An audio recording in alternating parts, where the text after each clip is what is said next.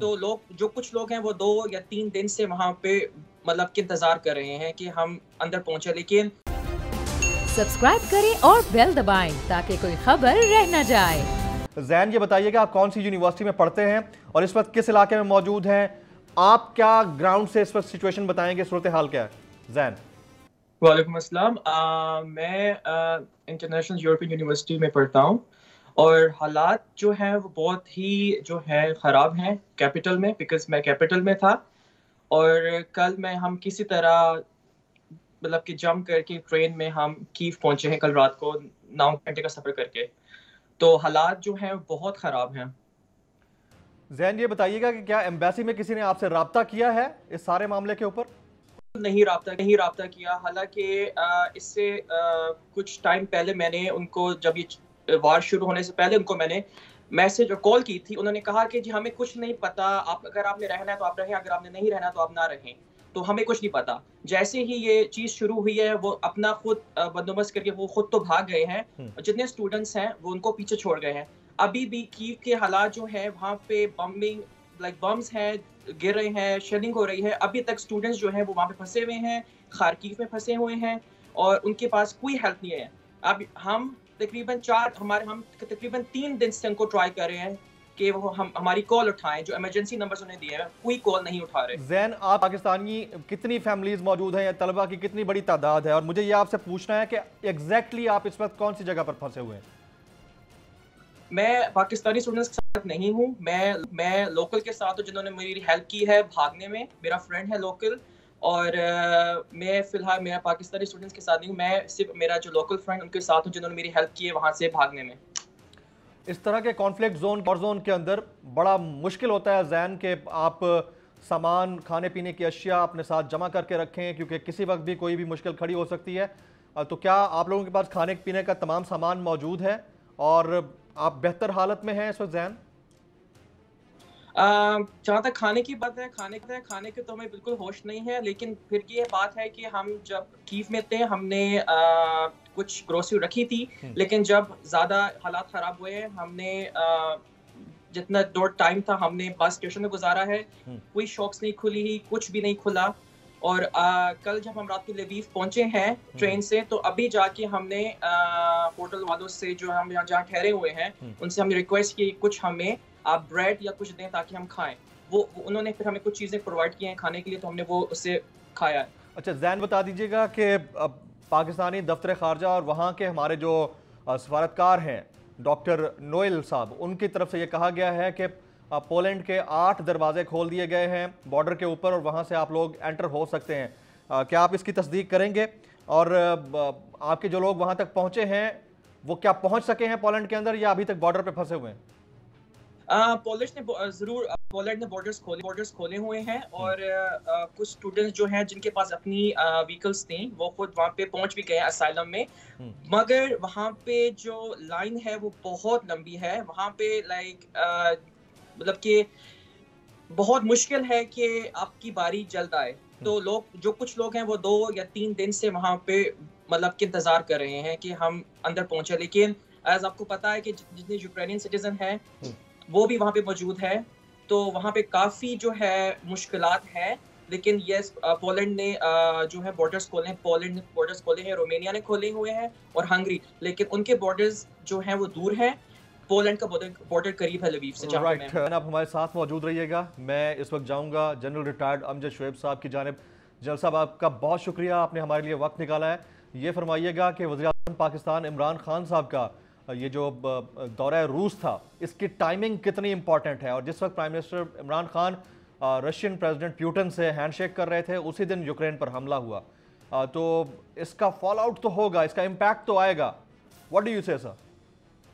बिस्मिल्लाहिर्रहमानिर्रहीम। देखिए, बात यह है कि इसको अमेरिका बीइंग अमेरिका एक सुपर पावर है, वो अपने तौर पे इसको किस नज़र से देखता है, ये तो नेचुरली उनकी अपनी एक सवाबदीद है। पाकिस्तान ने उनको ये वादे कर दिया कि हमारे मकासद बिल्कुल मुख्तलिफ हैं। हम आपके लगाने वाली पाबंदियों से भी वाकिफ हैं और पाबंदियां उस वक्त लगी नहीं हुई। ठीक। हमारा जो जो स्टांस है हमारा, वो यही था कि हमें अपनी इकॉनमी के लिए मुख्तलिफ मुल्कों के साथ हम रबात कायम करना चाहते हैं, ताकि इकनॉमिक कोऑपरेशन हो सके और इससे आगे हमारा और कोई ताल्लुक वास्ता नहीं। खास तौर पे जबकि यूक्रेन के साथ हमारे अपने बहुत ही गहरे ताल्लुकात हैं, खास तौर पे हमारी मिलिट्री इक्विपमेंट में कोऑपरेशन वगैरह काफी है, अभी जैसे नोएल भी आपको बता रहे थे। तो ये जो हमारा ताल्लुक है वो इतना पुराना है इनके साथ, यूक्रेन के साथ, right from the day they got their independence, उस दिन से है। तो इन हालात में हम तो ये सोच भी नहीं सकते कि हम यूक्रेन के खिलाफ कोई कदम उठाए, कोई भी मुल्क उठाए तो हम उसको हमायत करेंगे। हम बासूरत यही कहेंगे कि जनाब आप बातचीत के जरिए अपना मसला हल करें। यही दुनिया हमें भी बताती रही है। कश्मीर का मसला 70 साल से हम यही सुनते आ रहे हैं कि जी जंग मसले का हल नहीं, आप बातचीत करें भारत के साथ। तो भारत बातचीत नहीं करता। अब ये यहाँ पे भी यही है कि रशिया की अपनी शराइत होंगी, लेकिन हमारा स्टांस वही है जो बाकी दुनिया का है कि आप बातचीत के जरिए मसले को हल करें।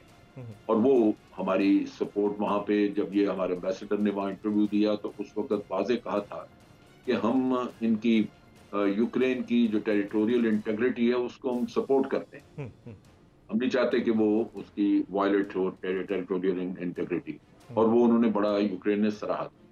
तो ये चीजें जो है अमेरिका को देखनी चाहिए। अब चीज ये है कि अमेरिका ने अपनी तरफ से प्राइम मिनिस्टर से कभी टेलीफोन पे भी बात नहीं की, कोई इनविटेशन भी उनकी तरफ से नहीं थी कि हमने अमेरिका की इनविटेशन छोड़ के तो रशिया चले गए, ऐसा तो कुछ नहीं था।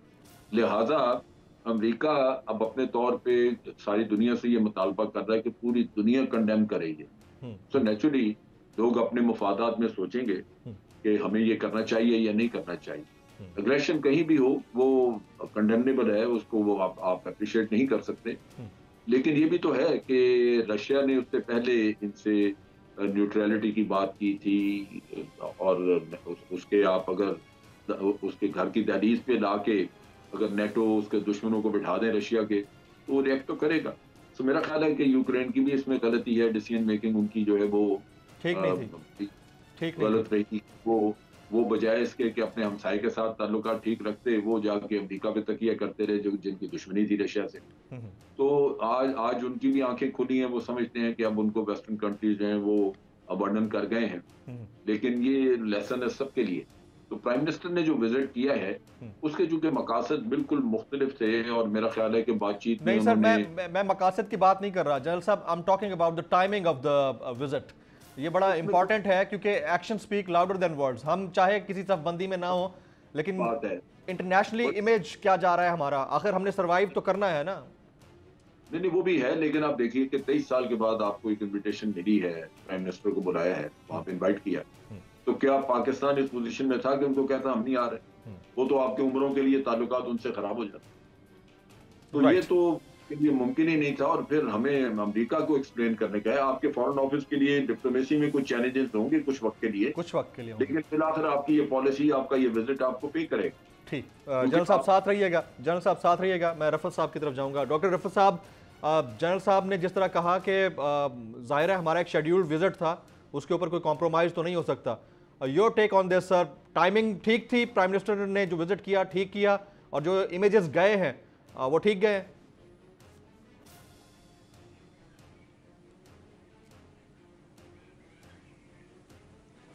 जी, जहाँ तक इमेजेस की बात है वो तो पूरी वेस्टर्न दुनिया जो कि रूस की हमला जो यूक्रेन पे ऊपर उन्होंने किया है उसके खिलाफ वो मजम्मत कर रही है।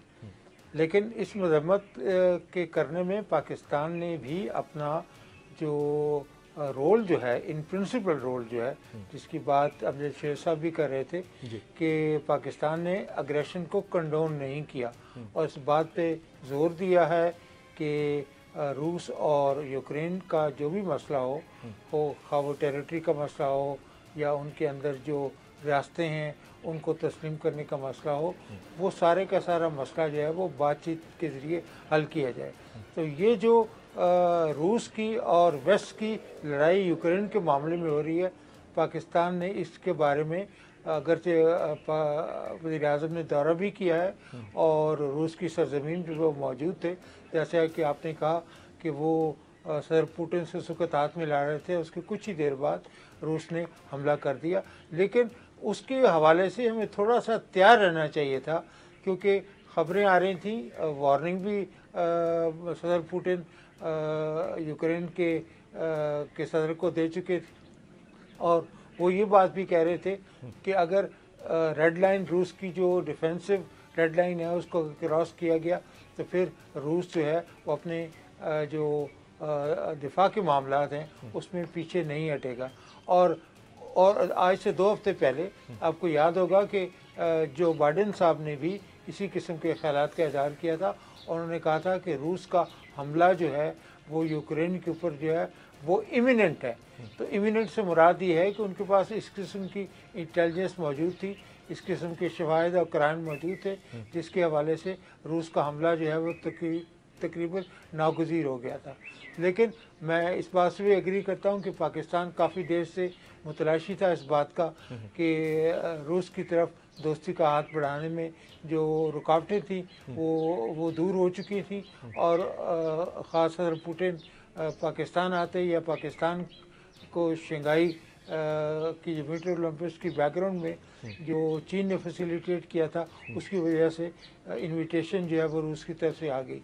लेकिन इस बात का अंदाज़ा लगाना बहुत मुश्किल है कि हो सकता है रूस एक चंद घंटे अपने इस हमले को डिले कर देता, तो वो जो हम नेगेटिव रिएक्शन हमारी तरफ दुनिया देख के कह रही है कि आप उस वक़्त क्यों रूस के दौरे के ऊपर गए जब आपको पता था कि हालात इतने दिगरगू हो सकते हैं।